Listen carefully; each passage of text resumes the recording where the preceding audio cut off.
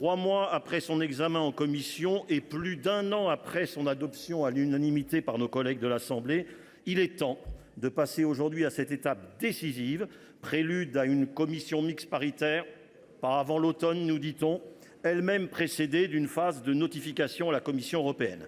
Autrement dit, si tout se passe au mieux, il faudra encore bien des mois avant que se déploient ces dispositions pour contrer, mieux contrôler, réglementer, limiter les dérives et dégâts colossaux de la déferlante de la fast fashion. Aujourd'hui, ce vote est une étape relativement positive. Alors qu'on envisageait, rappelez-vous, ce passage au Sénat comme une atténuation du texte des députés, alors que la version issue de notre commission en mars paraissait édulcorée, le travail collectif en séance a permis des bougées significatifs qui redonnent de la vigueur aux 2 leviers principaux d'action, l'écomodulation et l'interdiction de la publicité. Assurément, face aux dizaines de milliers d'emplois qui disparaissent, face aux liquidations, aux redressements, aux fermetures en série, face à l'accumulation de déchets textiles de cette mode jetable qui détruit les filières et toute perspective d'économie circulaire, parce que ce diagnostic calamiteux est partagé, notre Chambre des territoires a su dépasser un scénario politique convenu, écrit d'avance. Ce diagnostic calamiteux, c'est celui d'un désastre environnemental, économique et social qui empire depuis des années, qui trouve sa source dans un modèle basé sur la surproduction et la surconsommation, une chaîne de sous-traitance délocalisée colossale, une recherche de main-d'œuvre et de matières premières au coût toujours plus bas qui fait fi du droit du travail et de la protection des milieux pour une croissance de volume et de déchets qui se voudrait infinie. Shein, Temu ou Amazon représentent 80% des mises sur le marché et 72% du chiffre d'affaires mondial du secteur. Ces enseignes poussent au paroxysme ce modèle qui détruit les emplois locaux et qui dévitalise nos cœurs de ville. Ce processus destructeur s'est engagé avant Shein et Temu. Entre l'ultra express fast fashion et la fast fashion tout court, c'est la même logique d'une mode low cost, éphémère, jetable qu'imposent les stratégies marketing. Dans ce passage de relais de l'Assemblée nationale au Sénat, s'est effectué, dit-on, un resserrement du texte qui se cantonne désormais qu'à la seule mode ultra express ou ultra fast fashion, c'est-à-dire les géants asiatiques que sont Shein et Temu. Il ne serait pas question de faire payer, selon votre formule, madame la rapporteure, 1 euro aux entreprises françaises ou européennes qui, certes, contribuent à la vitalité économique de nos territoires, mais qui participent pourtant aussi à ce système dévastateur en misant sur la consommation compulsive, en mettant sur le marché de très grandes quantités de vêtements. Oui, ce texte, aujourd'hui, cible d'abord la déferlante de l'ultra fast fashion. Mais on voit mal comment le malus ne s'appliquerait pas potentiellement à tout le monde.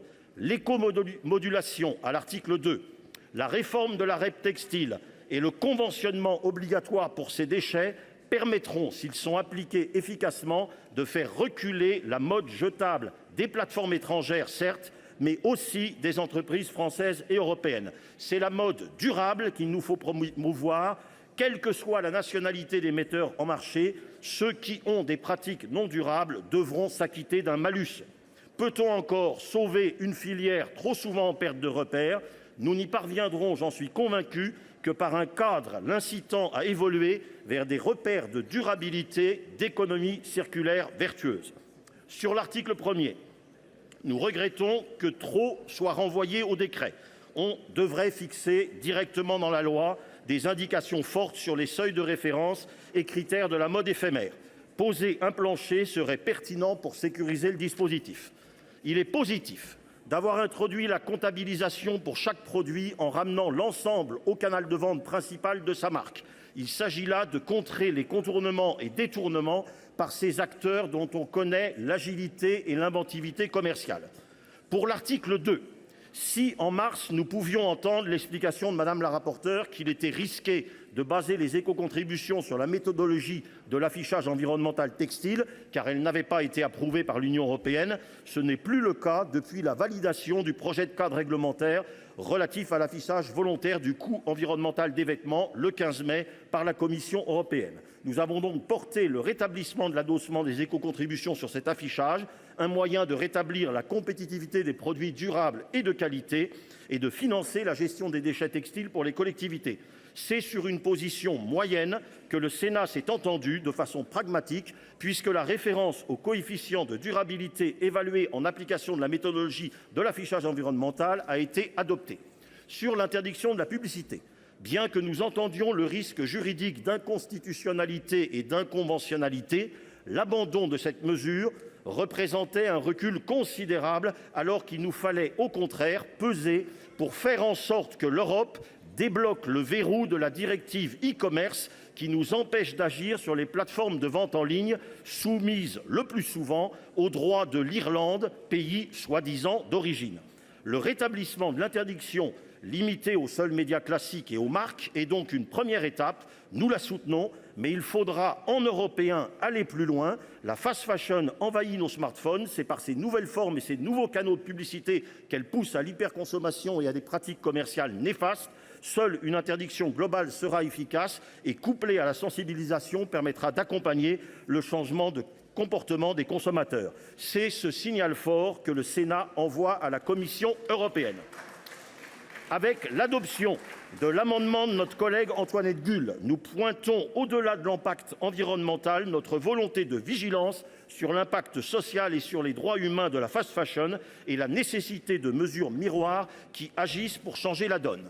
Le groupe écologiste votera pour ce texte qui a partiellement rétabli 2 leviers essentiels et qui a identifié les avancées européennes nécessaires. C'est ce dialogue européen et la commission mixte paritaire qu'il faut à présent réussir pour que l'avenir des filières du textile soit celui de l'économie circulaire durable.